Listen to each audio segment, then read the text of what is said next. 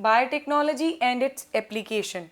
Biotechnology involves production of large scales of biopharmaceuticals, biologicals and GMO, and its applications involved is into waste management, agricultural, human welfare, novel drug delivery systems. Agriculture. Initially, agriculture was based on two things: agrochemicals as well as organic material for agriculture. But now we can use genetically engineered crop.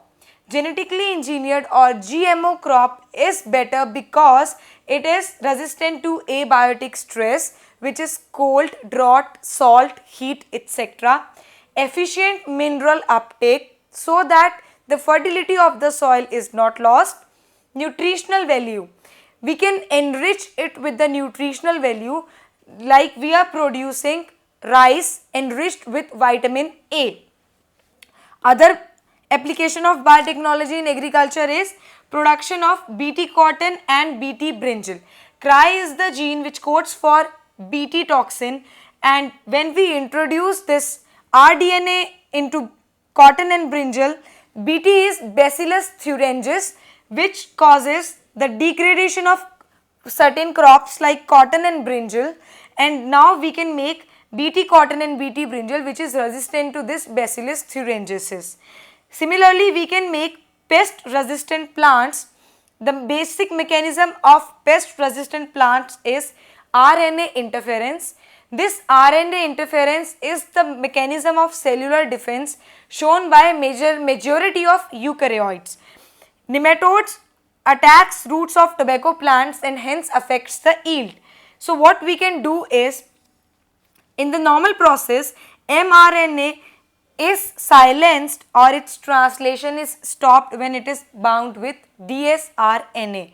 So what we do is, we introduce rDNA into the plant so that double stranded RNA is formed, and thus it stops here the silencing of mRNA, and thus this process does not occur, and hence dsRNA becomes inactive and plants become pest resistant.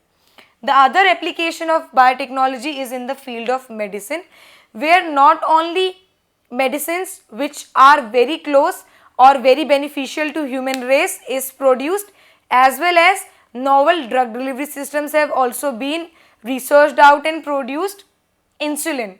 As we know that diabetes is one of the major disease prolonged along the world, we need insulin in large concentration.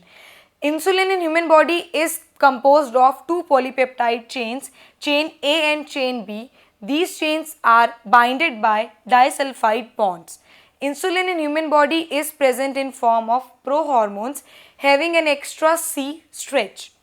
Earlier, insulin was extracted from cattle, but now in 1983, Eli Lilly pioneered by making rDNA insulin through E. coli, in which two strands, chain A and chain B, are made separately and then joined by disulfide bonds. The next approach of biotechnology in medicine is gene therapy. As we know, there are certain genetic disorders or congenital defects which now can be cured through gene therapy. In 1990, a 4-year-old girl was injected with ADA. ADA is very critical for the proper functioning of immune system. In this method, lymphocytes are taken out of blood and grown out from the body. Then recombinant DNA, which is having ADA, is injected into the lymphocytes, and now this lymphocyte is injected into the patient.